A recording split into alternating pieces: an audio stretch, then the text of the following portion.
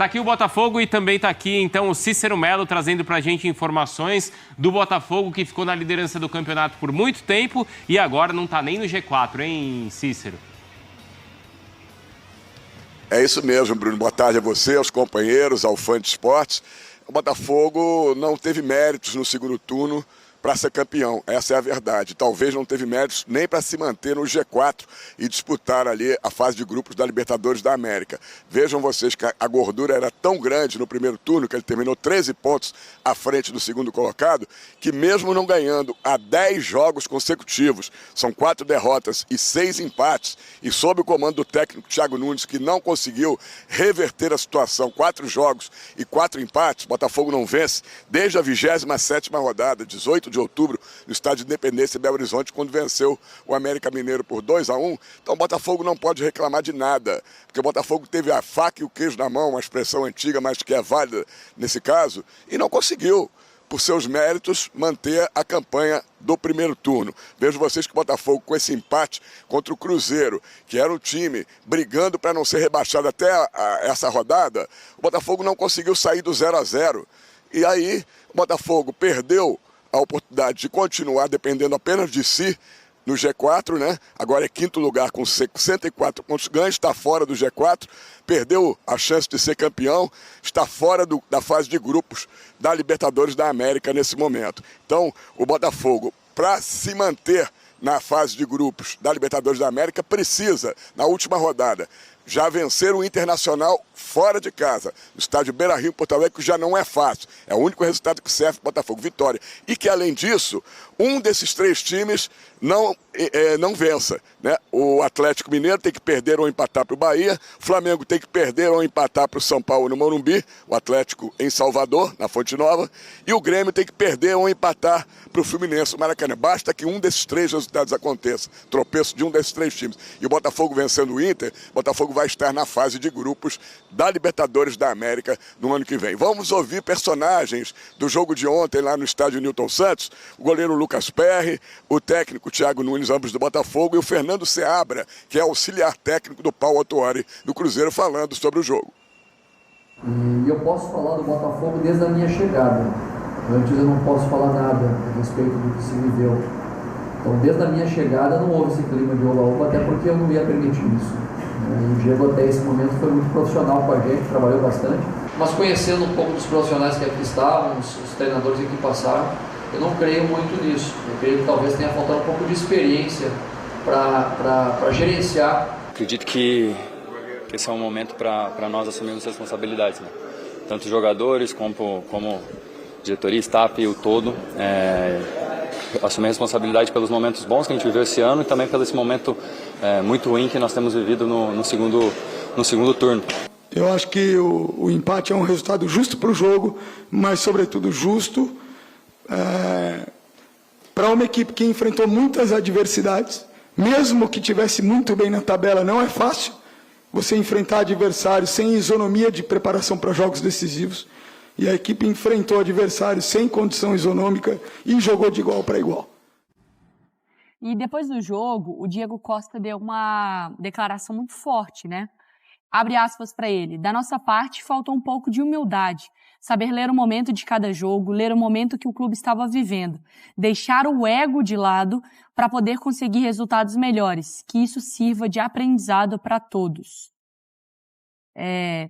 Ele depois ainda completa, né? Falando sobre oba-oba no elenco. Ele fala sobre... Isso até poderia acontecer na torcida, mas contagiou ou contaminou o elenco, né? Essa história. De alguma forma, enfim, fala sobre humildade, sobre ego. Eu vi um torcedor do Botafogo postando que era assim, um story no jogo, ele falou, cara, eu não tô com forças nem pra criticar mais. E a gente aqui também chega, faltando uma rodada pra acabar o Campeonato Brasileiro, com esses dados que a gente estava olhando, né, Mari? O Botafogo tem quantas vitórias? Tem o mesmo número, no retorno, tem o mesmo número de vitórias que o América, 3. E o Botafogo precisava de 5 para ser campeão. 5 vitórias no retorno. Impressionante, só o Goiás tem menos. É incrível. Cara, é surreal. Qual foi o ponto, vocês chocado, acham, né? assim, Porque a gente estava lembrando o que aconteceu no jogo entre Palmeiras e Botafogo, claro que é muito simbólico, né? Não só a virada do Palmeiras, mas o que aconteceu antes do jogo, mas tem um ponto, assim... Hoje, Eu amanheci lendo torcedores, estava antes de vir para cá, eu estava procurando torcedores, textos e tal, de torcedores do Botafogo. E alguns, passada um pouco a raiva, assim, que já está sendo distribuída, falaram muito, obviamente, sobre a saída do Luiz Castro.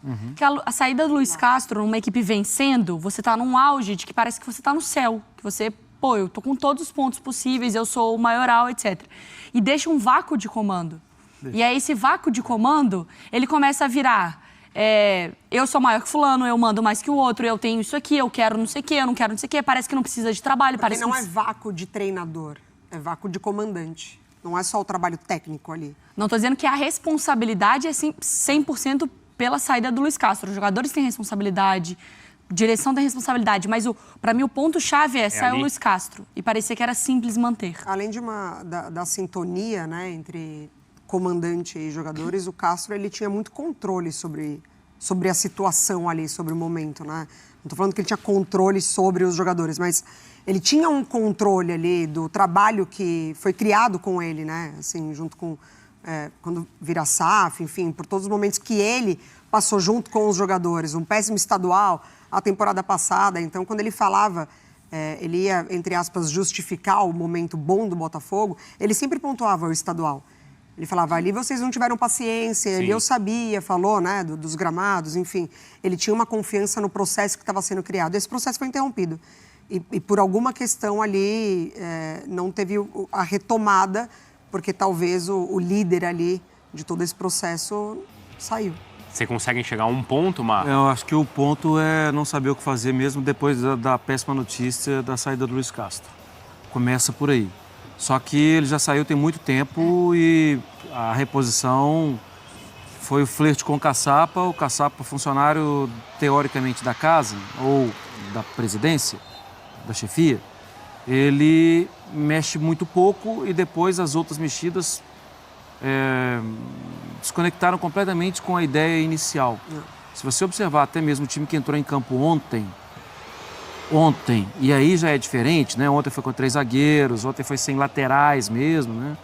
Era o Tietê do lado e era o Vitor Sá do outro numa linha com 3, com o Marlon Freitas no meio, com o Gabriel, esse jogador do Benfica, assim, mas um jogador que já não tem a mesma força, né? Gente, esse time, se não jogar no limite, ele vai perder mesmo jogos. Esse time não é uma máquina. Entende? Assim, olha a linha de zagueiros. O Cuesta, que era aquele Cuesta do Inter e que saiu. O Adrielson, que é uma grande notícia do Campeonato Brasileiro, do Botafogo. E o Danilo, que foi jogador do Palmeiras e não foi um jogador de grande destaque. O Perry, que era um goleiro de base do São Paulo e que voltou a ser um goleiro importante quando ele veio para o Botafogo. Então, se esses caras não jogarem sempre no limite, o time se torna um time comum.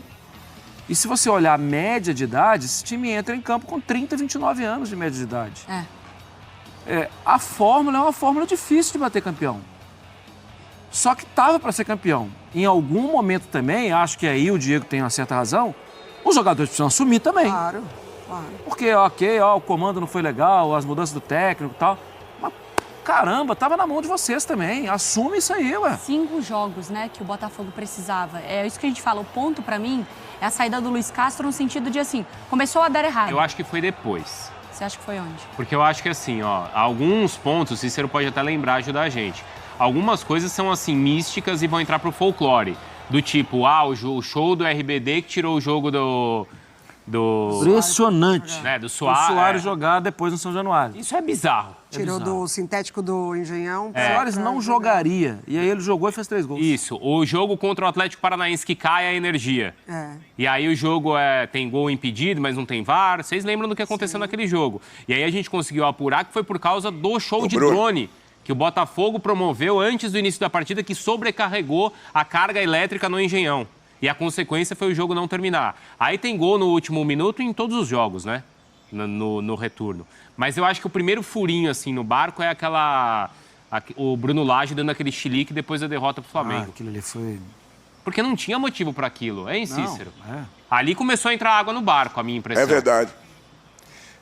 É verdade. Eu acho que ali naquele momento, Bruno, o Botafogo já tinha que ter aceito a demissão dele, que ele mostrou que não tinha personalidade, tranquilidade para comandar um time que era líder do campeonato. Ali, o erro do Botafogo, não teve coragem. Claro, o time era líder, vai mexer tirar o técnico com o time líder, mas eu acho que ali faltou uma detecção do John Texel de ver que ele não era o homem ideal para o Botafogo. Segundo, aquela derrota de 4-3 para o Palmeiras foi emblemática. Eu acho que ali é que realmente começou o desastre. Que o time que estava vencendo por 3-0 e perde por 4-3 no segundo tempo, ali degringolou tudo. Outra coisa, quando o Luiz Castro saiu, o time tinha 7 pontos de vantagem. Então não é que começou a cair quando o Luiz Castro saiu. Quando entrou o Cláudio Caçapa, o time foi para 12 pontos de vantagem. 4 jogos e 4 vitórias com o Caçapa. Ali talvez faltou outra percepção de manter o Caçapa, que estava dando a sequência no mesmo trabalho, a mesma escalação, a mesma forma de trabalhar.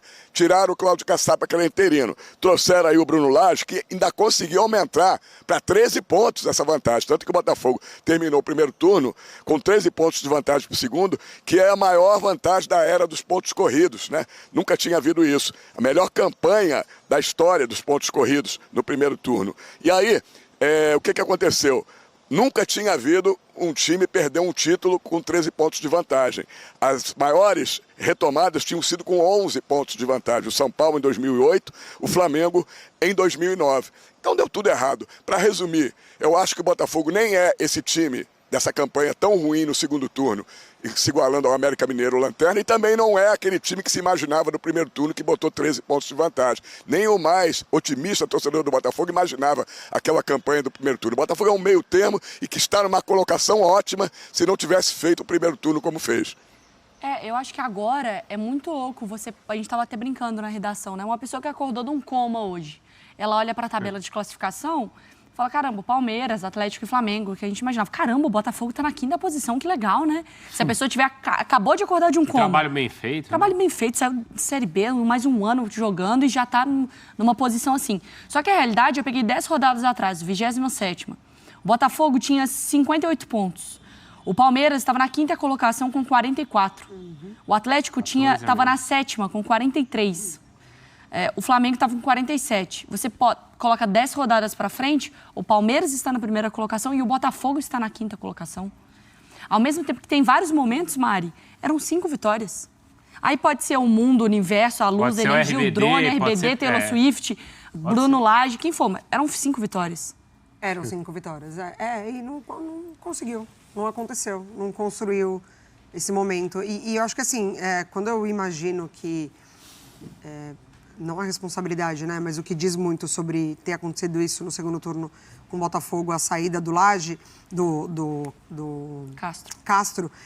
Porque a gente nunca vai ter essa resposta se o time passaria por perto do que está passando com ele, mas eu acho que ele teria a capacidade e a possibilidade de reverter alguma situação, entendeu? De dificuldade para o Botafogo, muito pelo que foi construído com ele. Então, eu acho que a sequência com ele poderia ter sido diferente. A gente nem citou, né, Marra, o jogo contra o Curitiba, que é bizarro. Como o Botafogo leva o gol. Contra o Santos, né, Cícero, do Messias, que salva uma bola em cima da linha e depois faz o gol. Vai faz o gol. E acho que o lance que muda o campeonato é quando o Everton defende o pênalti do Tiquinho, né? Sim. Aos 37 do segundo tempo. Tava 3-1. 3-1. É isso, Cícero. Obrigado, viu? Ô, Bruno, é o seguinte... Vamos esquecer toda essa campanha terrível do Botafogo do segundo turno, mas 2 jogos foram fundamentais para o Botafogo estar nessa situação agora boa dentro do campeonato, mas péssima para quem tinha a vantagem que ele tinha.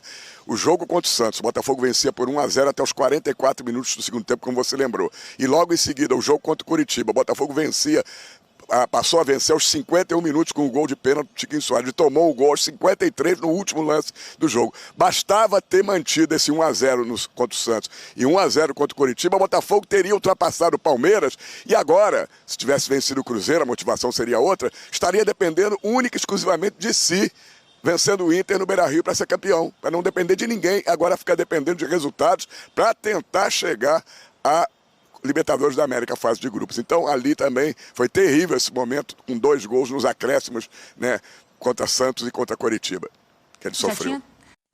Hoje vamos falar sobre um confronto que deixou a torcida dividida no Engenhão. Botafogo e Cruzeiro protagonizaram um empate sem gols pela 37ª rodada do Campeonato Brasileiro.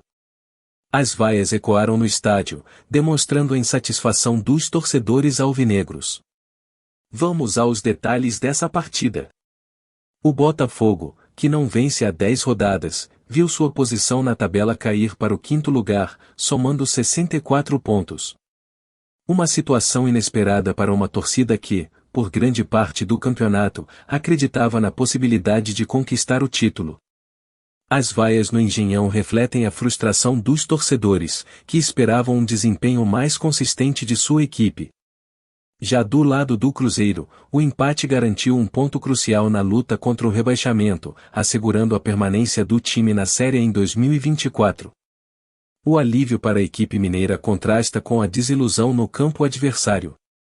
E aí, pessoal, o que estão achando desse desfecho de campeonato? Deixem seus comentários abaixo sobre as expectativas para a última rodada e como avaliam o desempenho do Botafogo nesta reta final. Não se esqueçam de curtir, se inscrever no canal e ativar o sininho para ficarem por dentro de todas as novidades do mundo esportivo. Até a próxima!